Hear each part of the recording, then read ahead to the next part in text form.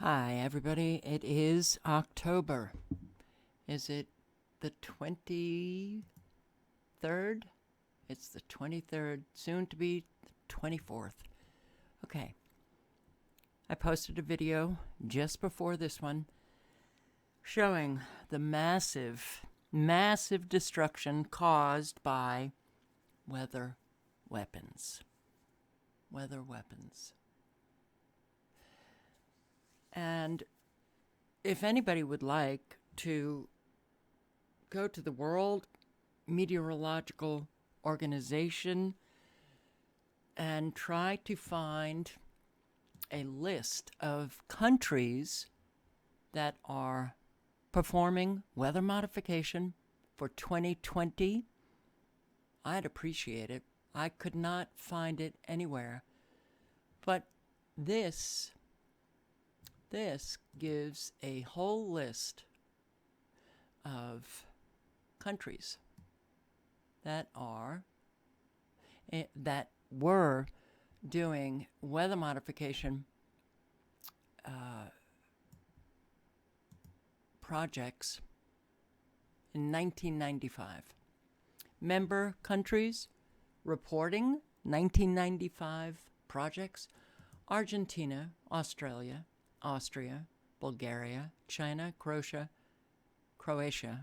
France, Germany, Israel, Japan, Jordan, Korea, Libya, Macedonia, Malaysia, Morocco, Norway, Russia, Slovenia, South Africa, Spain, Syria, Thailand, Ukraine, US of A, Uzbekistan, Yugoslavia, and 1995. So, I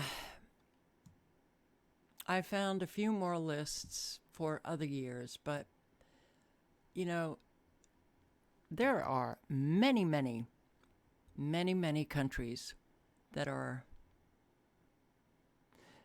conducting weather modification, modifying the weather.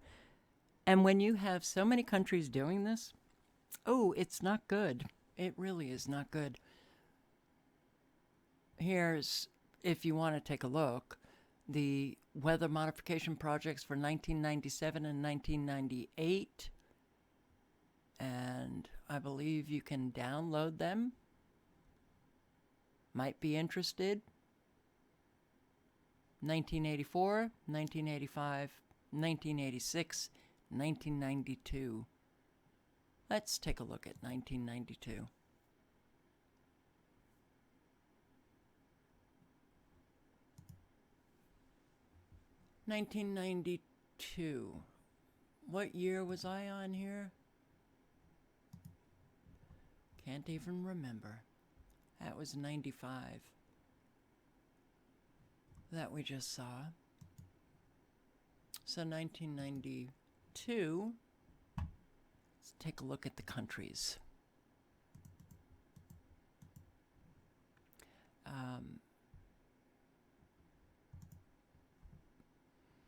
In 1992, Armenia, Australia, Austria, Bulgaria, China, Croatia, France, Germany, Greece, Hungary, Israel, Jordan, Madagascar, Malaysia, Mongolia, Morocco, Norway, Peru, Slovenia, Russia, South Africa, Ukraine, Uzbekistan, and US of A. Okay. This has been going on for such a long time. Mainstream media has reported on weather modification, commercial weather modification companies that are providing services to citizens. You want to have a fabulous day on your wedding? Well, those days are gone because of our fabulous pandemic, but yeah. And still, you can't talk to people. Isn't it interesting? The World Meteorological Organization. Wow, it looks UN like, huh? Yeah, it does. going world. So, geoengineering projects, pretty much the entire country except for the green. The world, I'm sorry. United States heavily involved, Canada heavily involved, European Union heavily involved. Now, I don't know what year. I was trying to find out what year this was posted, but I do not see a year on here. Now, you can check it out. What is geoengineering? It is the large-scale, intentional manipulation of Earth or climate systems.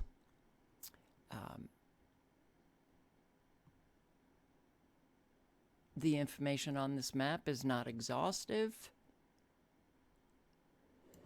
But Brazil, I'm surprised to see it in the yellow color because I know that Brazil is heavily involved. So you can check out what all these symbols are. United States has an awful lot of them. Canada as well. And the symbols are down here. The air capture, biochar, carbon capture, bioenergy, solar radiation management, water-based techniques, weather modification, increased precipitation, reduced precipitation. Let's see.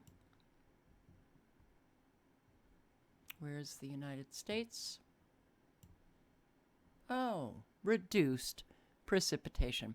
We should just put this symbol over California. Well, the West. So, it's been going on for a very, very long time. If you watch foreign movies, you will see the sky in an awful lot of countries.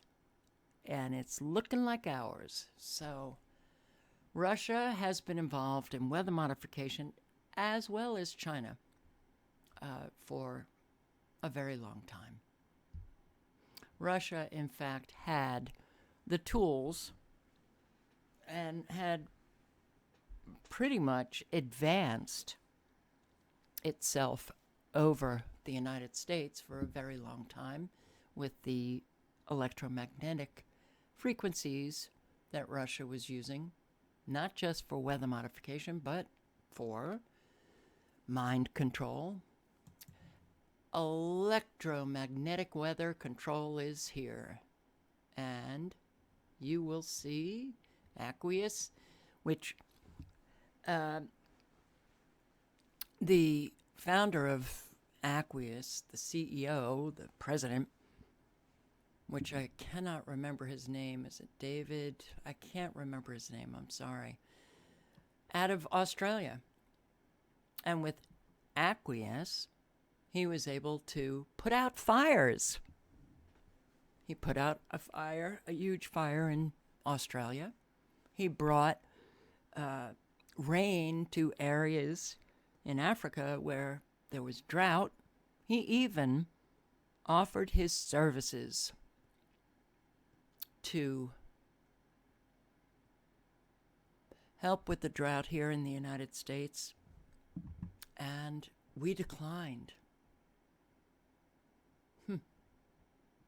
So, you can watch, of course, Rain Aid. This was the video that I had on my channel, and they took down with, oh man, I'm really sorry I cannot remember his name.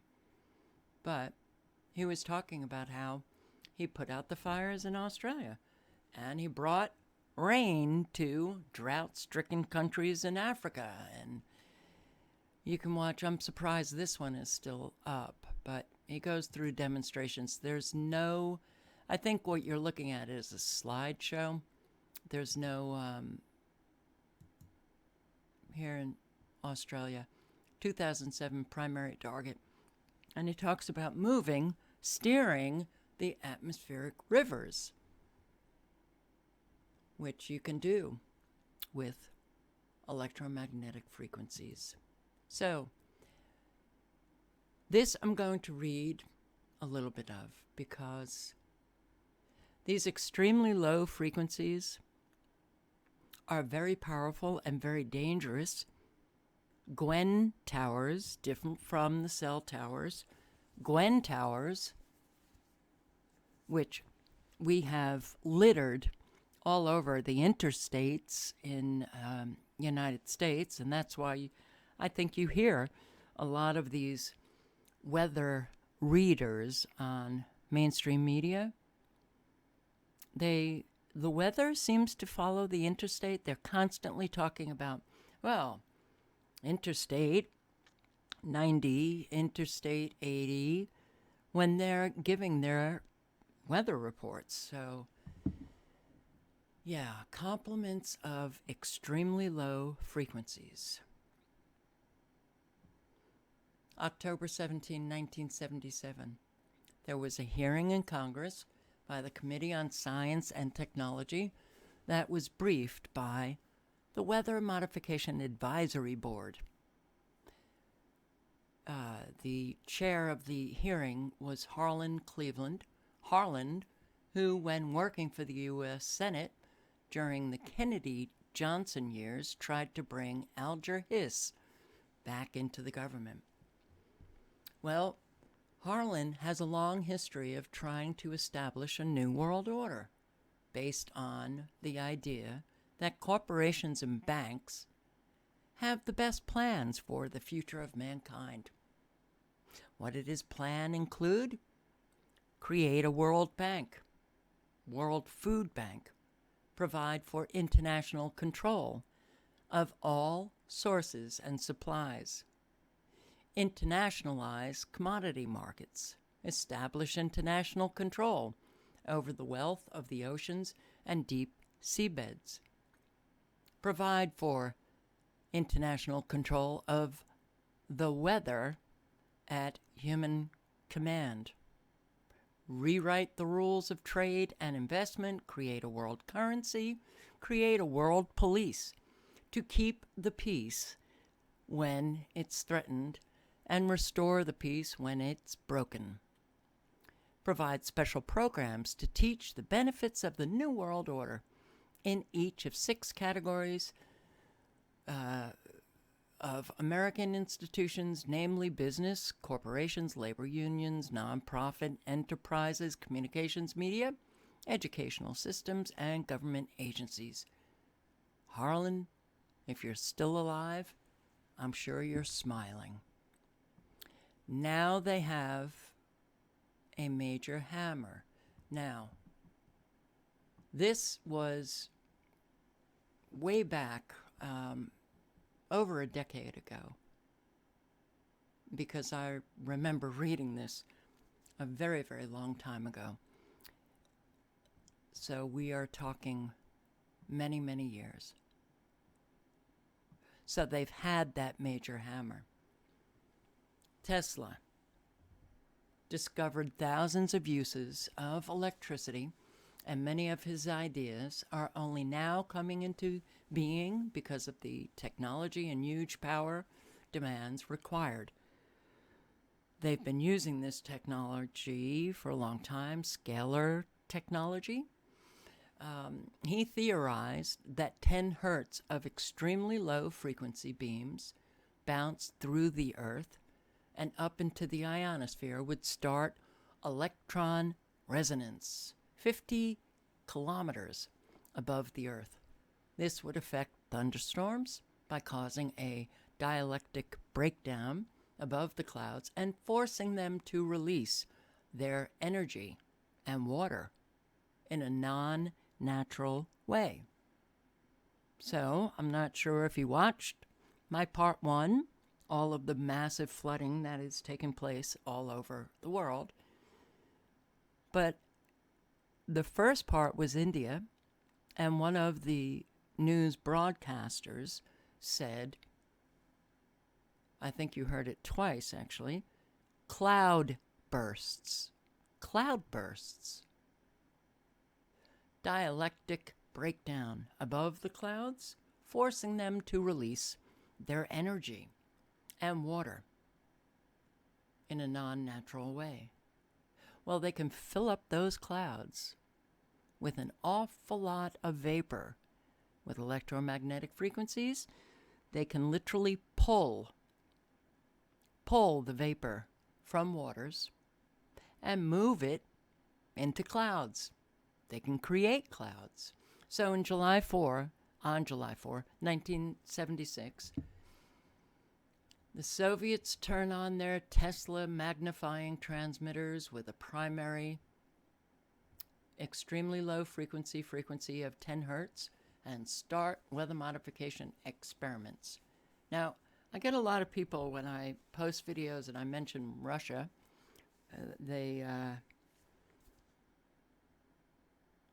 if I'm posting a video on documents that evidence the mind control uses of extremely low frequencies,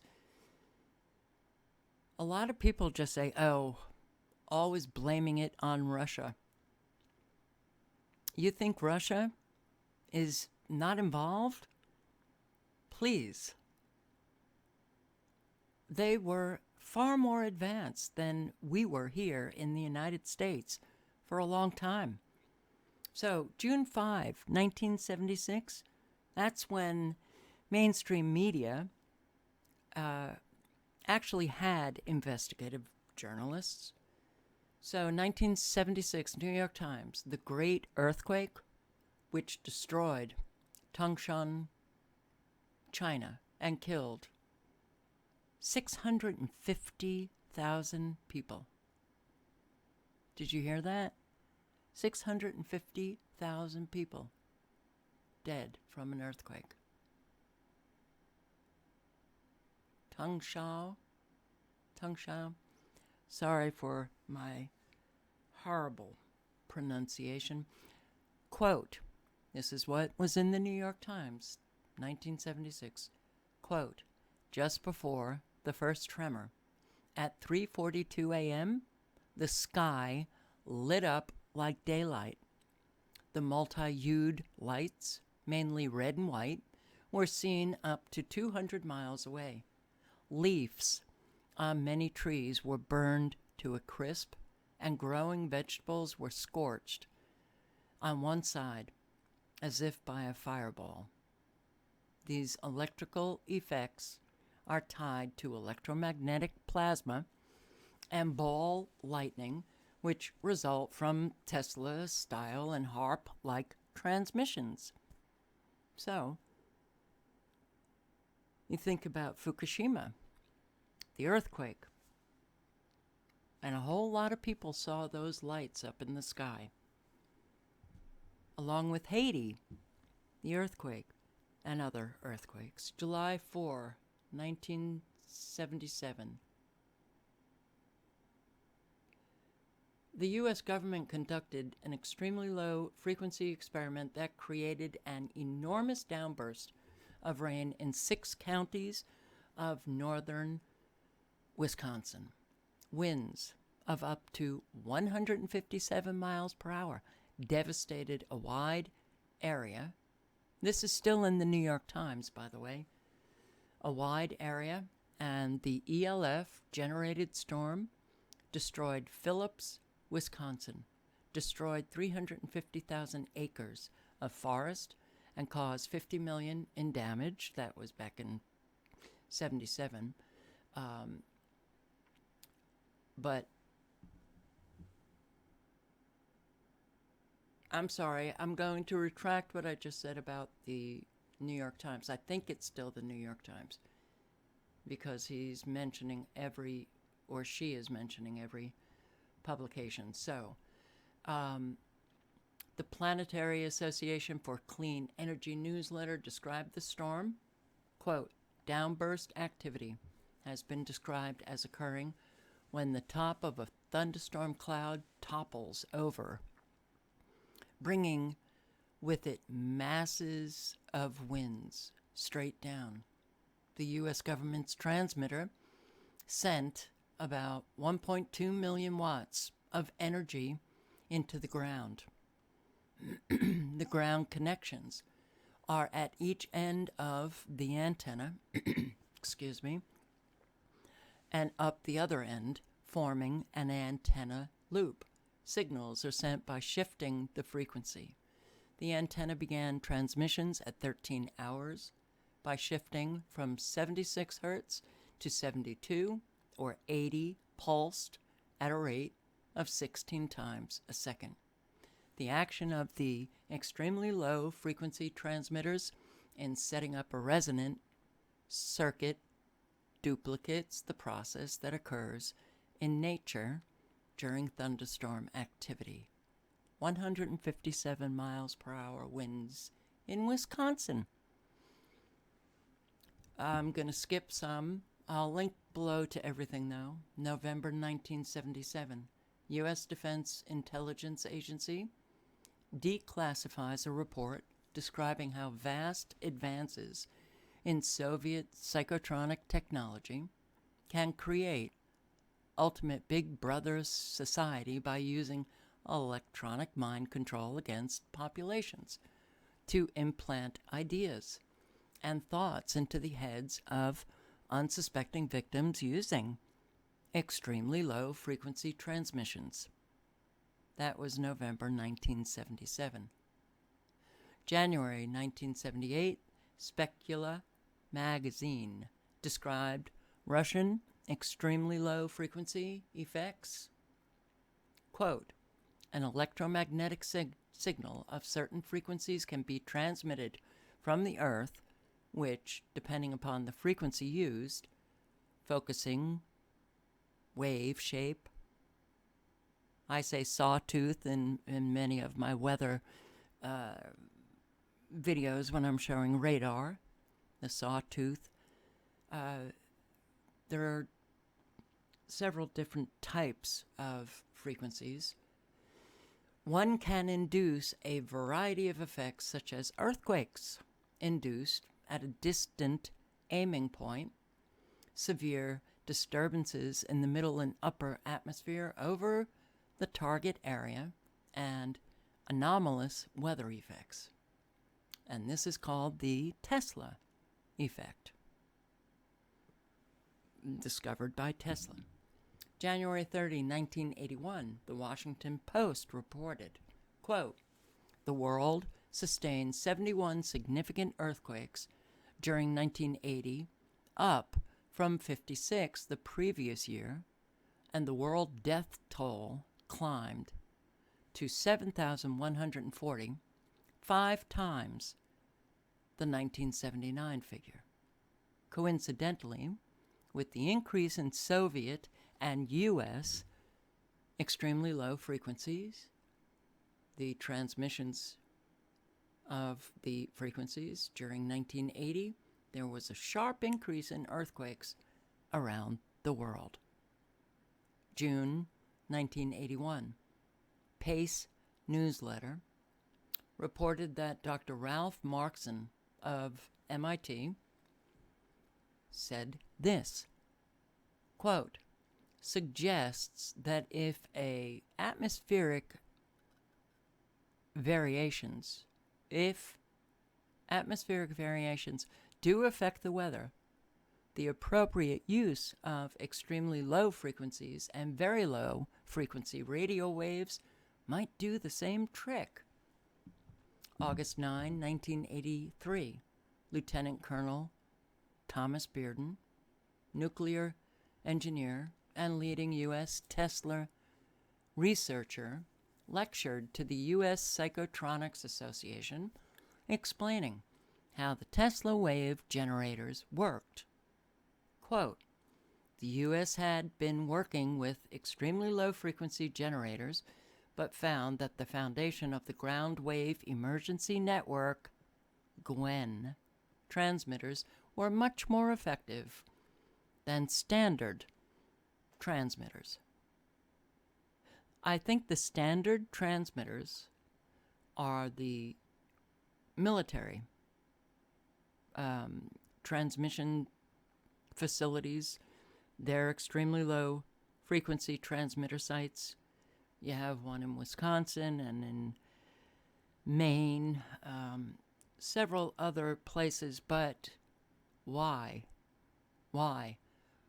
The GWEN system, Ground Wave Emergency Network, was supposed to be for detecting any kind of nuclear bomb coming over here.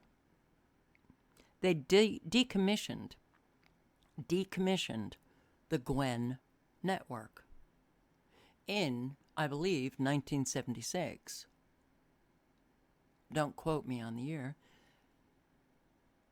Why then do we have GWEN towers littering the country, especially the interstates? Now, a GWEN tower are the very, very, very tall, singular antennas with a whole lot of copper wires coming down. Well, it's interesting. Here, I'll get to a description of them. But when you pass them, you pass these GWEN towers on the interstate when you're driving. You can pass them in your towns. I see one.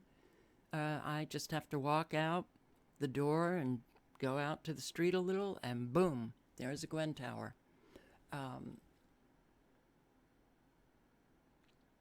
They started to litter the country with these GWEN towers because they're more effective. Patent number, this was in 87. Patent number 4686605. Dr. Bernard Eastland.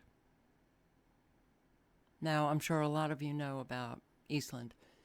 He's the HARP guy, a physicist, who designed the U.S. government building on a mammoth electromagnetic weather engineering system. He designed the HARP system. The patent states, quote, large regions of the atmosphere could be lifted to an unexpected high altitude. Weather modification is possible by, for example, altering the upper atmosphere wind patterns, and that the Earth's magnetic field could be decreased or disrupted at appropriate altitudes to modify or eliminate the magnetic field. HARP is very dangerous. So, we have mini HARP stations all over the country. Doppler radar. And Doppler radar emits high frequencies into the ionosphere, pushes it up, and then when they release the power of the frequencies, the ionosphere comes bouncing back down with very powerful, extremely low frequencies. Dr. Eastland's invention, the amount of energy, and this is what Eastland realized, the amount of energy he was dealing with was enormous. He calculated that by lifting parts of the atmosphere, the charged particles could reflect sunlight, heat parts of the Earth, and manipulate local weather patterns. Richard Williams, a physicist at Princeton, stated that he thinks the Eastland HARP device, quote, might become a serious threat to the Earth's atmosphere and could cause irreversible damage. Effects in the atmosphere cannot be localized. The language of the patent indicates that it is clearly intended to provide effects on a global scale. What are we seeing? November 1989, the Bulletin of the Atomic Scientists lists some of the Gwen Tower locations. Well, now we have them all over.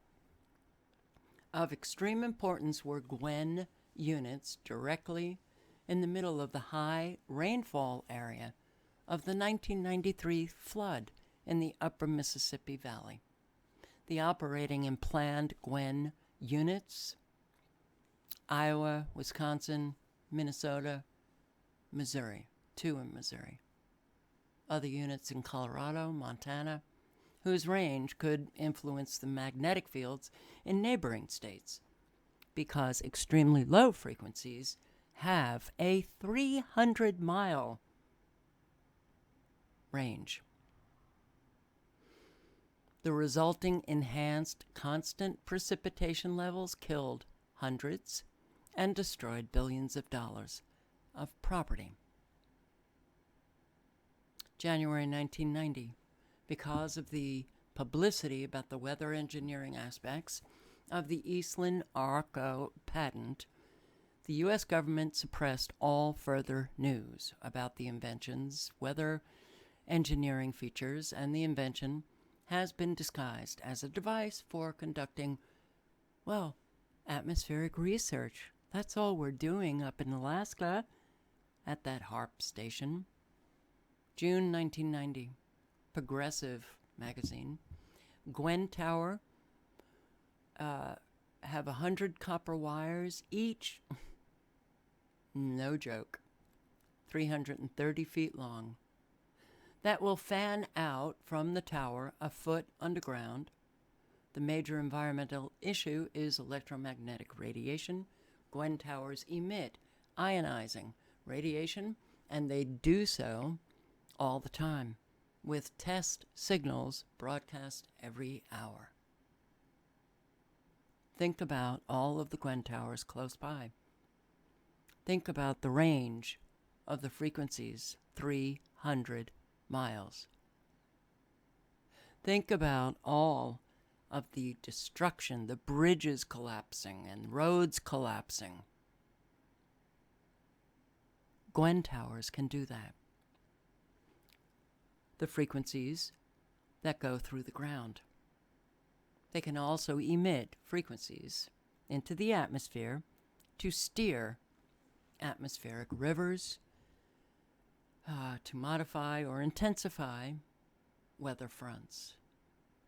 March 29, 1992, the Washington Times reported the incidence of extremely low frequency signals associated with earthquakes were continuing.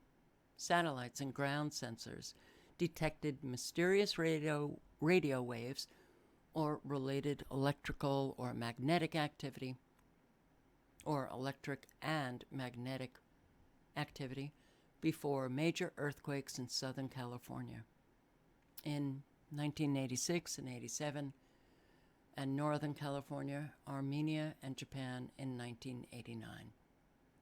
So,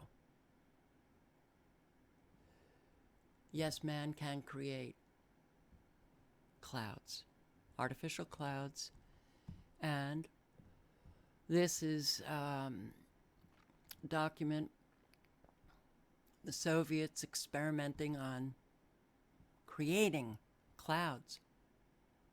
And first they sprayed sodium to make a cloud, and it was successful. Then they used other substances such as lithium, potassium, cesium, barium oxide, europium, titanium, and trimethyl aluminum, all of which created neutral and even ionized clouds. Lithium, aluminum, barium. Okay. Weather modification, the ultimate weapon. The ultimate weapon. Why am I doing this? Why do I do this? Why do I preach to the choir over and over again?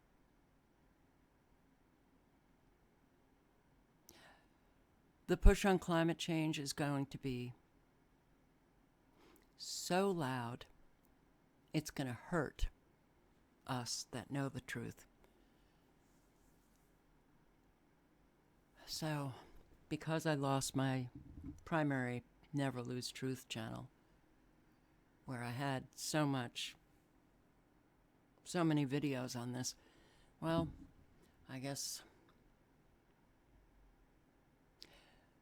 I'll just post it and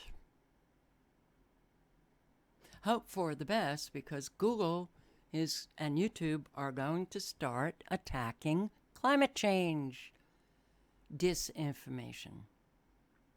So, here, operational defenses through weather control in 2030. And 44-page document, but what do they talk about a lot in this document? The nanotechnology that they are using to bring about the kind of weather that we are seeing now. Nanotechnology. So, oh boy, Yes, here's the Google banning ads with inaccurate content on climate change.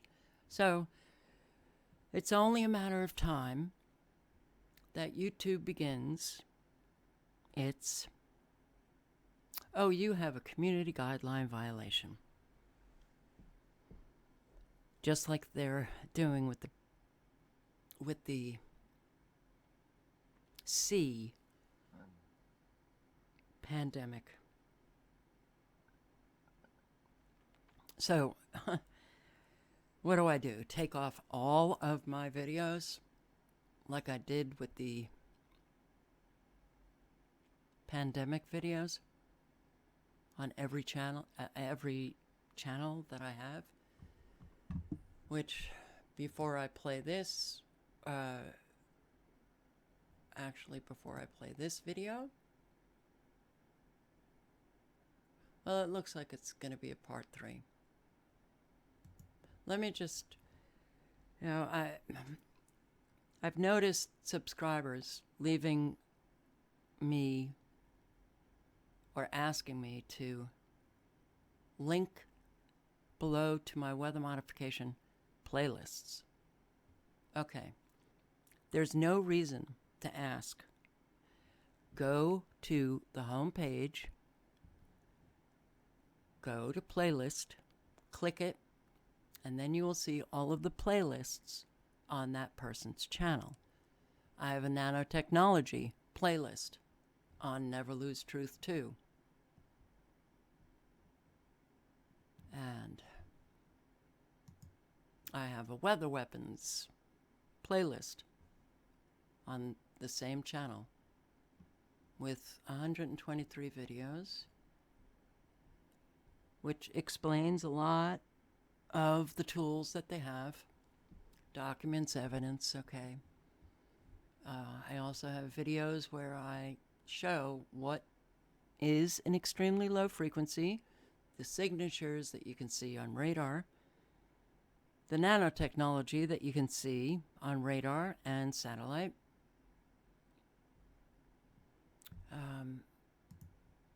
Never Lose Truth 1, also another playlist, how they can increase atmospheric temperature. Oh my God, global warming, artificial clouds, manufactured, hurricane, tornado control devices. Okay. Well, when YouTube kicks in their censorship of anything that goes against the climate change narrative, you can kiss my channels goodbye. I also have Never Lose Truth 2, Australia Fires, and the directed energy weapons with the Australia fires, California fires. Oh, I have this video, California fires, PDF. Directed energy weapons proves melting. Vaporization, damage to scale. Directed energy weapons, another playlist on Never Lose Truth 3. And the playlists have different videos. Directed energy weapons on, what is this channel? Well, it's a webinar. High power radio frequency microwave directed energy weapon effects. Another playlist on Never Lose Truth 1, directed energy weapons, and nanotechnology. You know what? I think I'm going to leave the nanotechnology for a part 3, because on this Zoom Earth site, which I will link to below, check it out, I'm going to show you the nanotechnology that was in use and the electromagnetic frequencies, the extremely low frequencies that they used to create the flooding in India. So part 2, part 3 coming up tomorrow. All links are below. Ciao, guys.